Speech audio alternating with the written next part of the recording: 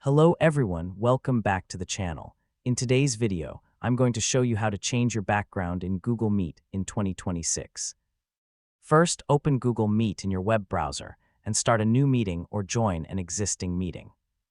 Once you are inside the meeting, look at the bottom toolbar where all the meeting controls are available. Now click the More Options menu, which is the three-dot icon at the bottom of the screen. After clicking it, select Backgrounds and Effects. As soon as you click that option, the Backgrounds and Effects panel will open on the right side of the screen. Here you can see different background options provided by Google Meet. This panel includes a variety of virtual backgrounds and visual effects that you can use during your meeting. You can also see different background categories and preview options available inside Google Meet. If your camera is turned off or your computer does not have a camera connected, Google Meet may display a message saying that selecting an effect will turn the camera on.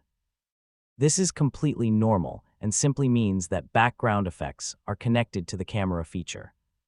From this panel, you can access all the available background options and effects provided by Google Meet. This is the place where you can manage and customize your meeting background whenever you need. That's how you open the Backgrounds and Effects panel in Google Meet in 2026. Thanks for watching, and I'll see you in the next video.